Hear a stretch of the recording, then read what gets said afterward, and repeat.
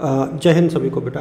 आप सभी का हार्दिक अभिनंदन और स्वागत। और इस पूरे वीडियो में मैं आप लोग के साथ डिस्कस करूंगा अप्लाइड सोशियोलॉजी के ऊपर, यानी अनुप्रयुक्त समाजशास्त्र के ऊपर। छोटा वीडियो बनाऊंगा, ज़्यादा बड़ा नहीं होगा। देखिए, अनुप्रयुक्त समाजशास्त्र हमारे दैनिक जीवन में जो समाजशास्त्र के सिद्धांत है ना, उनका व्यवहारिक उपयोग का अध्ययन है। यानी जो सब्जेक्ट है वो हमारी सामाजिक समस्याओं के समाधान में किस प्रकार से महत्वपूर्ण भूमिका निभाती है। तो देखो, समाजशास्त्र की परिभाषा मैं पहले ही कह रहा हूँ कि जब समाजशास्त्र की आप डेफिनेशन देखोगे तो किसी भी जो भी समाजशास्त्री हैं उनके अनुसार आप अपनी बुक में से देख लीजिएगा। मैं बहुत स्पेशलिस्ट होकर के यहाँ आप लोगों के साथ चीज़ें नहीं साझा कर रहा हूँ। मैं आप लोगों के साथ सिर्फ एक प्रकार से विषय में प्रवेश की बात करता हूँ हमेशा। मैं समाजशास्त्र का ना तो शिक्षक हूँ और सिर्फ मैंने सोशियोलॉजी को एक इतना ही पढ़ा है कि मैं आप लोगों का मार्गदर्शन कर पाऊँ, तो उसी के अकॉर्डिंग मैं आप लोग के साथ चीज़ें साझा कर रहा हूँ। लेकिन एग्जाम के लिए फिर भी ये काफ़ी उपयोगी होगा, ऐसा मेरा मानना है। देखिए, समाजशास्त्र जो है मानवीय समाज और सामाजिक संस्थाओं का वैज्ञानिक अध्ययन है, जो हमें मानव के व्यवहार के पैटर्न को समझने में मदद करता है। इससे यह जो विषय है वो व्यक्तिगत अनुभवों और व्यापक सामाजिक संदर्भों के बीच जो संबंध है उनका विश्लेषण करता है। ये आप देखिएगा। देखिए, दो तीन चीज़ें हैं यहाँ पर। वैज्ञानिक दृष्टिकोण जो होता है वो तथ्यों पर आधारित अध्ययन और विश्लेषण की बात करता है। सामाजिक संरचना में समूह और संस्थाओं के कार्यों का अध्ययन होता है। सामाजिक पैटर्न में मानव व्यवहार के नियमित और आवर्ती पैटर्न की खोज होती है। और वैश्विक परिप्रेक्ष्य में जो है विभिन्न संस्कृतियों और समाजों का तुलनात्मक अध्ययन किया जाता है। हम लोग यदि अनुप्रयुक्त समाजशास्त्र के क्षेत्र की बात करें या अप्लाइड सोशियोलॉजी के क्षेत्र की बात करें तो कुछ चीज़ें हैं जो बहुत महत्वपूर्ण हैं। जैसे सार्वजनिक नीति निर्माण में ये बहुत काम आता है। यानी समावेशी और न्यायपूर्ण रीतियों के विकास में जो है सामाजिक अनुसंधान का प्रयोग होता है और ये बहुत महत्वपूर्ण है। कार्यस्थल पर मानव के संबंध और व्यावसायिक संस्कृति को ये समझने में हेल्पफुल है, तो संगठनात्मक व्यवहार की स्टडी करता है। शैक्षणिक योजना और प्रबंधन की ये बात करता है। स्वास्थ्य देखभाल की प्रणालियाँ यानी स्वास्थ्य सेवाओं का पहुंच और गुणवत्ता में सुधार की को बात करता है। और सामुदायिक विकास कार्यक्रमों की बात करता है। अच्छा, सामाजिक संरचना और संस्था देखो, अब मैंने पिछले कुछ वीडियोज़ में भी साझा किया था।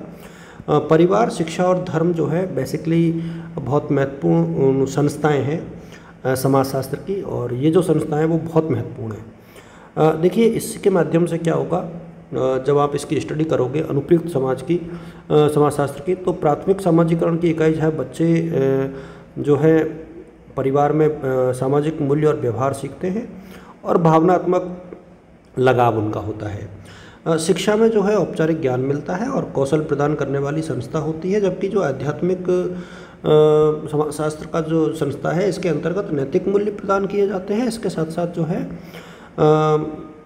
सामूहिकता की बात होती है और जीवन शैली के बारे में बताया जाता है। अब सामाजिक समस्याओं का जो विश्लेषण है ना समाजशास्त्रीय अध्ययन में, ये भी बहुत महत्वपूर्ण है। ये अप्लाइड सोशियोलॉजी का ही हिस्सा है, जहाँ सामाजिक न्याय की प्रणाली की बात करते हैं हम लोग, समानता और न्याय के सिद्धांत की, नीतिगत हस्तक्षेप की बात करते हैं, और सामाजिक अनुसंधान जिसके अंतर्गत हम समस्याओं के मूल कारणों की पहचान करते हैं, और सामाजिक समस्याएं, गरीबी, असमानता, जातीय संघर्ष, लैंगिक भेदभाव और बेरोजगारी की बात करते हैं।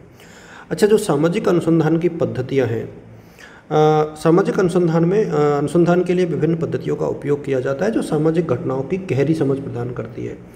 गुणात्मक अनुसंधान तकनीकों जैसे साक्षात्कार, फोकस ग्रुप और सहभागी अवलोकन, ये बहुत महत्वपूर्ण पद्धतियाँ हैं। ध्यान रहे, गुणात्मक जो तकनीक है वो कौन कौन सी है?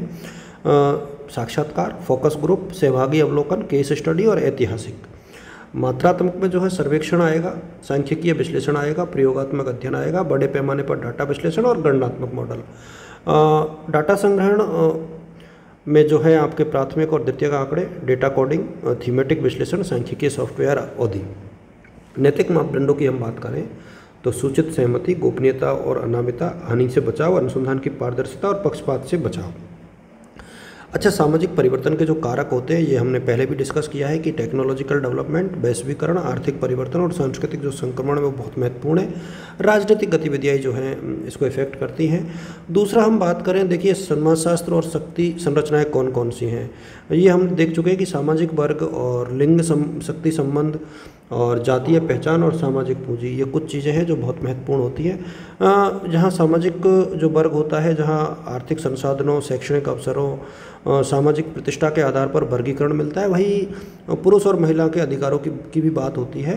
और विभिन्न जातीय और सांस्कृतिक समूहों के बीच जो है शक्ति की पहचान होती है, और सामाजिक नेटवर्क, संबंध, संसाधनों की पहुंच जो व्यक्ति और समुदायों को लाभ पहुंचाते हैं। तो ये थोड़ा सा आप लोग देख लीजिएगा, काफ़ी महत्वपूर्ण है ये अपने आप में। सामाजिक न्याय और समानता की बात यहाँ पर हो रही है।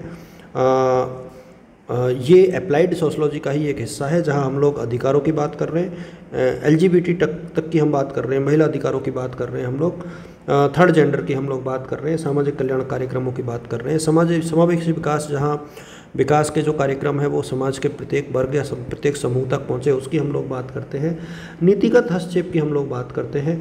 तो ये जो है बहुत महत्वपूर्ण चीज़ है, इसको आप लोग देखिएगा, और भविष्य में जो है ढेर सारी संभावनाएं ये तलाशता है। निष्कर्ष की बात करें तो जो अनुप्रयुक्त समाज है वो हमारे लिए बहुत यूज़फुल है। इसके माध्यम से हम लोग सामाजिक प्रक्रियाओं, संरचनाओं और परिवर्तनों को समझते हैं, वैज्ञानिक दृष्टिकोण से समझते हैं, और इससे न केवल हमारी व्यक्तिगत और सामूहिक पहचान अपना आकार लेती है, बल्कि समाज के बारे में हमें अधिक सूचना प्रदान करती है, और आलोचनात्मक जो हमारी थॉट्स है उसको डेवलप करने में एक प्रकार से हेल्प करती है। और इस सबके फलस्वरूप जो है समानता और न्याय के सिद्धांत को बढ़ावा मिलता है, और एक जो समावेशी और सामंजस्यपूर्ण समाज है उसके निर्माण में हमें मदद मिलती है। ये थोड़ा सा आप लोग देख लीजिएगा, टॉपिक डेफिनेटली इम्पोर्टेंट है एग्जाम के लिहाज से। Thank you.